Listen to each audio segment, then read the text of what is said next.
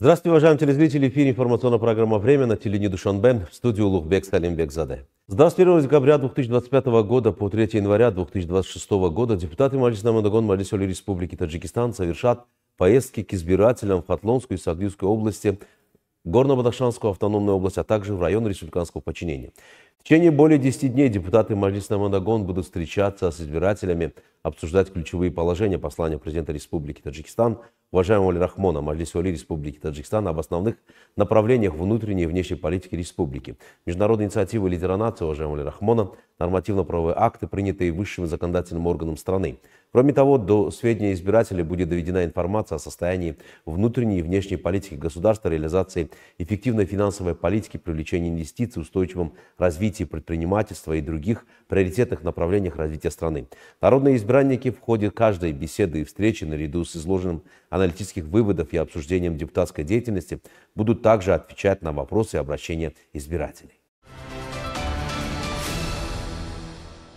23 декабря в Центральном исполнительном комитете Народно-демократической партии Таджикистана состоялось партийное собрание на тему Оли Рахмон «Миролюбивый лидер», приуроченный к вручению международной премии мира имени Льва Толстого, основателю мира и национального единства, лидера нации, президенту Республики Таджикистан уважаемому Оли Рахмону. Об этом более подробно расскажут наши коллеги в следующем репортаже. В мероприятии приняли участие первый заместитель председателя Народно-демократической партии Таджикистана Малик Шони Мадзода, представители Национальной академии наук Республики Таджикистан, учебного центра государственной школы имени Оли Рахмона, отдела информационной безопасности, Центра стратегических исследований при президенте Республики Таджикистан, члены и ответственные сотрудники Центрального исполнительного комитета Народно-демократической партии Таджикистана, пропагандистская группа из числа действующих членов партии, руководство и ответственные сотрудники исполнительных комитетов партии в городе Душанбе и его районах, а также руководители первичных партийных организаций. Открывая встречу, первый заместитель председателя Народно-демократической партии Таджикистана отметил, что 21 декабря текущего года народ Таджикистана стал свидетелем важного исторического события. В этот день в городе Санкт-Петербурге Российской Федерации состоялась торжественная церемония вручения Международной премии мира имени Льва Толстого. В ходе церемонии президент Республики Таджикистан, основатель мира и национального единства, лидер нации уважаемый Оли Рахмон, а также руководители Республики Узбекистан и Кыргызской Республики были удостоены данной престижной награды. Главы трех государств были отмечены в 2025 году за значительный вклад в укрепление мира, безопасности и развития конструктивного сотрудничества в Центральноазиатском регионе. В продолжение встречи участники мероприятия высказали свое мнение по поводу данного исторического события, отметив уникальные заслуги основателя мира и национального единства, лидера нации, председателя Народно-демократической партии Таджикистана, уважаемого Оли Рахмона, получившие широкое международное признание. Столица Таджикистана выходит на новый уровень прозрачности в градостроительстве. По поручению мэра города Рустама Эмомали в Душанбе внедряется инновационная система контроля. Теперь каждый строительный объект получает свой цифровой паспорт.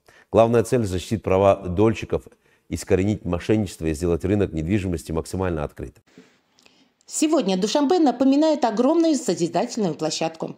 Многоэтажные жилые комплексы растут во всех районах города, меняя его облик. Один из ярких примеров – пересечение улицы Садриддина-Айни, где возводится современный 27-этажный жилой дом с крупным торговым центром. Однако за красивыми фасадами скрывается серьезная юридическая работа.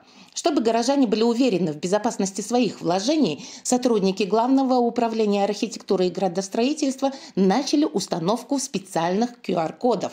Их можно найти прямо на входах в стройплощадки и в офисах продаж. Как это работает? Достаточно навести камеру смартфона на код, и система мгновенно перенаправит вас на единый портал www.meme.pro. Как отмечает заместитель начальника Главного управления архитектуры Файзулу Искандаров, этот ресурс является единственным официальным и достоверным источником информации о любой столичной новостройке. Всего за несколько секунд потенциальный покупатель получает полный доступ к предпроектной документации в открытом доступе, решение о проектировании, согласованный генплан, паспорт здания, заключение экспертизы и, самое главное, разрешение на начало работ. Система продумана до мелочей. Она позволяет проверить законность строительства не просто всего здания, а каждого конкретного блока.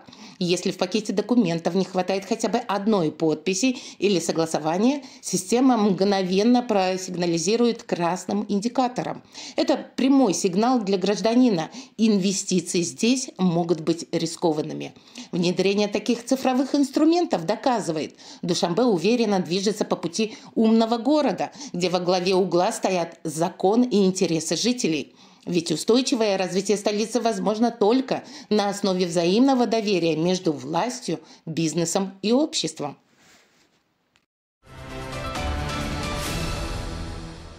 Подведены итоги Олимпиады среди учащихся 11 классов общеобразовательных школ города Душанбе на Кубок Президиума Международного университета туризма и предпринимательства Таджикистана. По итогам конкурса состоялась торжественная церемония награждения победителей. Подробности в нашем материале.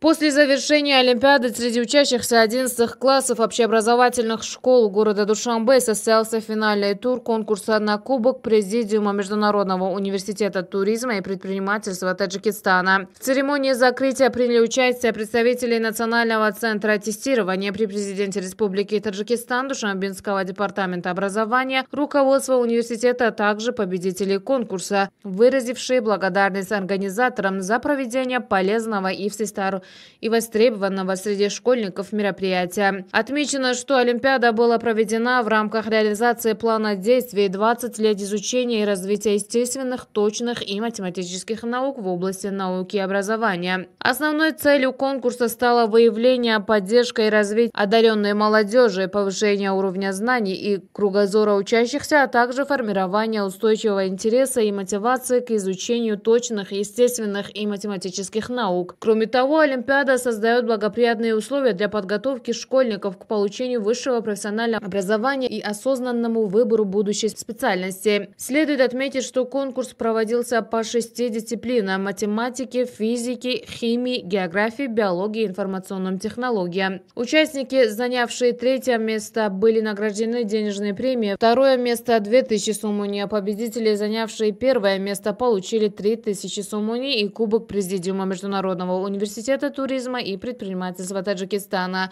Кроме того, победители Олимпиады, занявшие 1-е, 2-е и 3-е место, будут зачислены в Международный университет туризма и предпринимательства Таджикистана на бесплатной основе. Проведение подобных конкурсов способствует повышению интереса молодежи к точным наукам и служит важным инструментом реализации государственных программ в сфере науки и образования. В завершение мероприятия состоялась торжественная церемония награждения победителей. Ну и последнее: в результате реализации мер по содействию со стороны соответствующих структур города, а также в соответствии с прямым поручением председателя города Душанбе, уважаемого Рустема Умали, как и в предыдущие годы, в текущем году потребительский рынок столицы обеспечен обилием продукции, а цены остаются стабильными и умеренными. Репортаж наших коллег продолжит тему.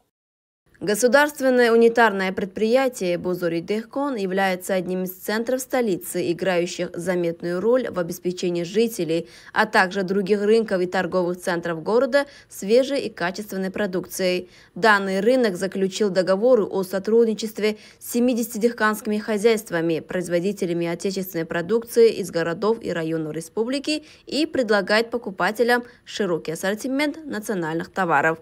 В ходе беседы руководство государственного унитарного предприятия Бузури-Дехкон отметило, что для беспрепятственной деятельности предпринимателей все торговые павильоны и центры были отремонтированы и обновлены. Кроме того, участки, ранее не имевшие навесов в установленный срок, были полностью модернизированы и приведены в соответствие с современными требованиями. На сегодняшний день на рынке поддерживаются умеренные цены на товары первой необходимости. В настоящее время на прилавках государственного унитарного предприятия Бузури-Дехкон в изобилии представлены различные сельскохозяйственные и агропромышленные продукты. Ответственные лица сообщили, что с целью обеспечения насыщенности потребительского рынка для жителей на основе договоров о сотрудничестве с производственными хозяйствами страны администрация государственного унитарного предприятия Бузури-Дехкон ежедневно формирует необходимые запасы товаров первой необходимости и предлагает их покупателям. Одним из самых востребованных продуктов на всех рынках столицы является мясо. На данном рынке функционирует более 22 точек продажи мяса, и во всех этих торговых павильонах оно реализуется по цене от 75 до 80 саманей. В то же время представители рынка подчеркнули, что в зимний период прилагаются все усилия для обеспечения жителей столицы качественной, свежей и отечественной продукцией. Уважаемые телезрители, это была вся информация, подготовленная к этому часу нашими коллегами. Оставайтесь на нашем канале. Приятных вам новостей и до встречи.